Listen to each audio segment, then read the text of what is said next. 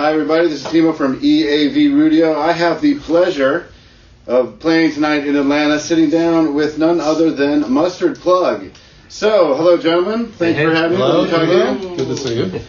My first question to you gentlemen, who do you think you are?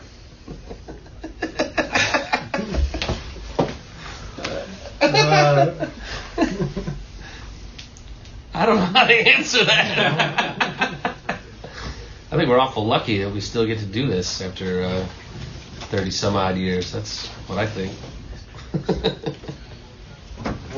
We're terrible at interviews. That's who we are. It's always been that way, though. Old man. Yeah. Seems like it's just this effort that keeps going. I can see that with you guys, a special effort that keeps going. And it's a fun effort, but it's also, feels more like work the older you get. Well, I was actually wondering about that. You guys have been doing this for a long time. I've been listening to you for a long time, and I'm old, so I get it. Yeah. One question that I actually had for you, compared to way back in the day when you started and you had to actually use payphones and all that crazy stuff when you were touring. Nowadays, it's still a job, but what do you like about touring this is a lot easier from when you started? I mean, obviously, like communication is, like, as you mentioned, like cell phones and stuff like that, like getting hotels, advancing shows, getting directions, like technology in general. Yeah, all of that stuff. Smoother. Finding the next Taco Bell. Mind-boggling. Like even just calling like our family, back in the day, you'd have to we always called it like going to make the call because it was like a process. You had to find a payphone and go and do it and like figure out how to pay for it. Like even just simple things as that. Like nothing was easy about it. When you're standing up, on some corner trying to like talk to someone at home, and Weird city on a corner at a payphone. Yeah, sounds a little creepy. Broken glass. But that was normal back then. So I mean. That for sure. I mean, that's probably the biggest one for me, I guess. Is there anything you guys find that's still just a complete and utter pain in the ass? Long drives can be literal pains in the ass. Getting up at 3 a.m. to hop on a plane. Anything more than 5 or 6 hours is kind of not fun. Usually our bass players are a pain in the ass, too. All right. One question about this tour. This is the first start of through Georgia, Florida, down the south. Yeah. I know I saw some posts from Dave of you're out of the snow. Congratulations. What actually got this tour going with you guys, the Pie Tasters and Flying Raccoon Soup? Why did that lineup end up happening? I don't know. Jim? We don't have Dave here to answer that. That's a Dave question. That's a Dave question. We might have to table that until we have a quorum. We've known the Pie Taster guys for years, obviously. And, Dave's had a not here, man. Long relationship with them. Always works. The Flying Raccoon Soup people we just met the last couple of years, and they're great. Andrew played trombone for us for a little bit when Jim couldn't make a tour, and so we've just all kind of become pals. And yeah, it's nicer to do stuff with people sometimes. And, yeah, we've been having pretty good luck with a small package, either like two similar level bands or something. Like we go with Voodoo Glow Skulls a lot, the Toasters a lot. I was at your last tour down here stuff, with Voodoo Glow stuff Skulls. where you get two kind of bands that are in the middle range, and then add a couple up and coming supports or whatever people we like and stuff like that. And just make it a party. So it seems to do well. A package. And it's fun for us because we you get to hang out with the same people for more than 6 hours. Yes. Well, and I did see a couple posts from some of you guys about it's great to be touring with you guys again, aimed at the Pie Tasters and vice versa. Yeah. They were just happy to, it's been a while, and they were happy to go and do some shows with you guys. Hell yeah. Do you guys consider, and I know, and I'm not even going to make you answer this stupid question about waves because that's stupid, but do you guys consider that lately there has been another resurgence of basically ska music and newer ska bands coming out? Oh, yeah, for sure. I mean, that's kind of undeniable. I mean, got, whether it's Bad Time Records bands or just stuff is happening on all coasts. It's nice for us because when you have good quality support bands in different cities, it's always something to look forward to. It's like, oh yeah, dudes again. They rock, and I feel like in general, like people aren't. there's more of that now. Yeah. There was a lull for, I would say. There's not like the stigma as much around ska again. Like for a while, people, were making fun of ska all the time. It was the joke. Yeah, it got big, and it became the joke. It's still a joke once in a while. That's fine. Yeah. But now it's like. It's the same old joke. I don't know if it's cool again, but it's a little bit cool. I think a lot of people have embraced it and like, are back into it because they realize that it's awesome and like it's a cool scene. The vibe of it's good. Like it's a very welcoming scene compared to some other ones. Like, so I think there's definitely a resurgence, and I think it's just a lot of younger people are discovering that, and older people are still coming out. Like they haven't, because it's a fun thing to go see and listen to. It's a break. Anybody else have any things they really like about the ska scene in particular? Those were very good points, and I agree with every single one of them. Can't add much to that. About the ska scene, I mean, what is there anything else? The togetherness, the fact that it is actually fun, very welcoming. I mean, I'm not going to doubt that at all. That's what I've always loved about it. Yeah, I think it's a pretty inclusive community in general. Yeah, inclusiveness, so like, no prejudice, racism, like that's obviously it exists everywhere, and you have to deal with that. But it's cool that I think the focus has always been to try to not include that. Yes, I agree. Not include the bad stuff. Like that was the original idea.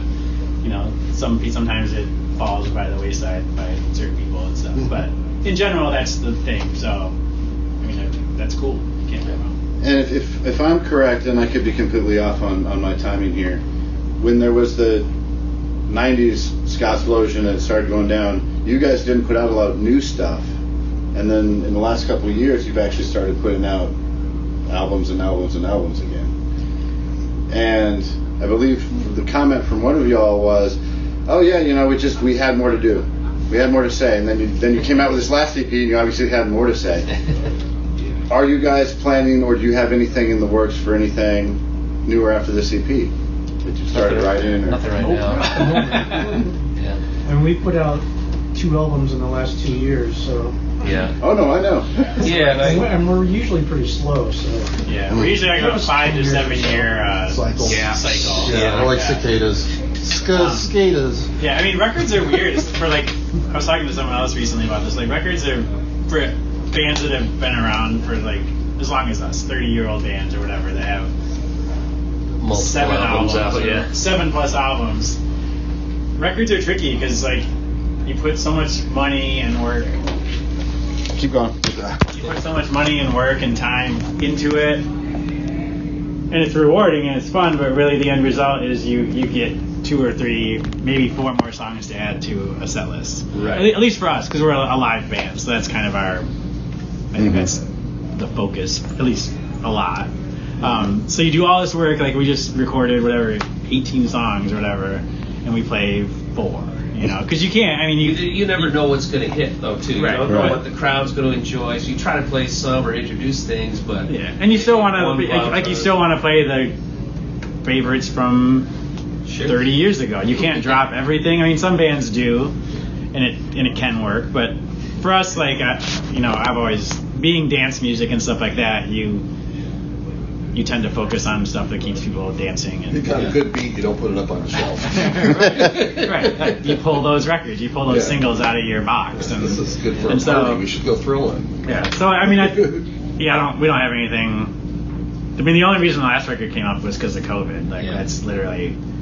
If Nothing to do, so you guys remotely wrote an album? Yeah, I had a year and a half to like write like shells of songs to like.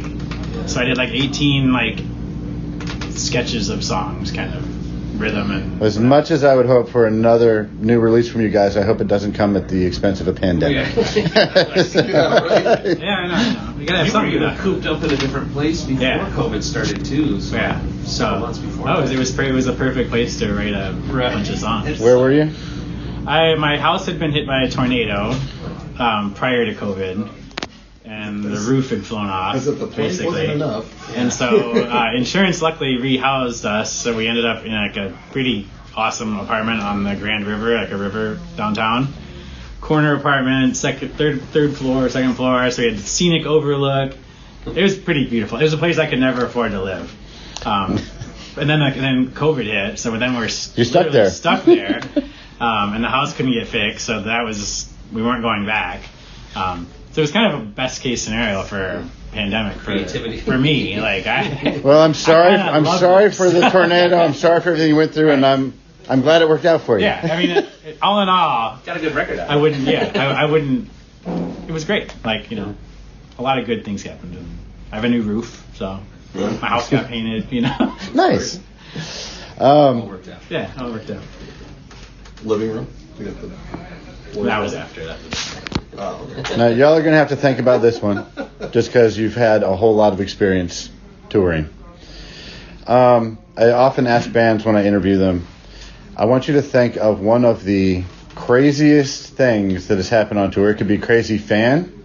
It could be crazy something that one of you guys did. I know it'll take a minute to think about it. Just like, oh my God, I can't believe this. I've gotten some really interesting stories from bands. And there's some whispering going on, so we're thinking of something. Is there anything you can think of, like, oh my God, I can't believe that happened? I wasn't there for any of it, but these guys. Well, I was thinking of Weird Al Yankovic. Well, that's a good one. Yeah, Weird Al was in the crowd when we played South by Southwest in 1999 for our Pray for Mojo album. Hopeless Records put together like a showcase of their bands. Yeah, and there's this guy rocking out like right in front of the horn section the whole time. I'm going, who is that? This guy's like, he's got long hair. I get off stage and the first guy to shake my hand is him and say, "Hey, great job! I like these songs." I don't know if you remember me, but you guys opened up for me in Grand Rapids. And like while I'm shaking his hand, I realized you're fucking Weird Al. And I'm like, God, that's about a year or two before I joined the band. Even and it's like, just like, my sixth grade self was freaking out when I was just kind of like, "Hey, Colin, do you remember Weird Al?" Yeah, so he actually hung out and we went and like we had to get off the stage because it's a festival, right? You know, and so like I was like, "Hey, are you gonna be here for like?" I'm asking Weird Al like, "Hey, can you wait around for me to hang out with you?" And he was like, "Yeah, sure, I'll go meet you in the courtyard." He sat on the back patio with us and had a beer and talked for a while. So well, we had a beer. He didn't drink. We had opened for him like one of our first shows. It was probably like our fifth show or something. I don't know. It was like super early on. Somehow we ended up on a bill opening for Weird Al. Like, and usually he never has any. Yeah, in Grand Rapids. And usually he never has opening bands because it's a big production and all that. I've been to a couple of his shows. So yeah, for some reason, like we knew the place the owner that ran the venue and somehow got us on the show. So I think that just helped. And that was back in the day when he was still playing smaller clubs. Yeah, this was like it was over. It was just probably like 1,000. Yeah, it's probably 1,000. Yeah, and then when he met us, he was in that kind of Anakin Skywalker song era where he didn't have a mustache and his hair was long. He was wearing contacts. He didn't have glasses. That's all, I didn't recognize. He didn't look like Al. It was so weird. It was like, but then as soon as he starts talking, I was like, oh my God. I'd seen you before. I was freaking out. I was like, don't say anything about Dare to Be Stupid. Just don't say anything dumb. It was a good song. Dude, I was a nut for Weird Al. Like sixth grade, that was my jam. You and I both. I still have all of his albums, so I am not embarrassed to say. That was my first. Yeah. Was in 3D. I like that. It was cool.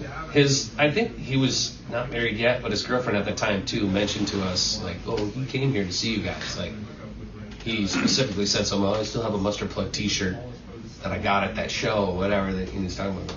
This is wild, man. Yeah. If you look like somebody, I think Bermuda Schwartz put out a photo book recently, or one of them did. Mm-hmm. And it's all just Weird Al photos, but in there is a photo of him in the shirt that we gave him that time, and I'd actually drawn that logo, like I forgot that was you. Yeah, so it's amazing, like that, and it's him like standing in front of a bus from like in the early 90s, wearing a Mustard Plug shirt. It's in this book, or whatever. You get to brag about that for the rest of your life, dude. That you designed. Yeah. So it's kind of the time the biopic came out. That is a good I think they ran that. Yeah. Nice. Well, I wish you guys a great show tonight. I will be there.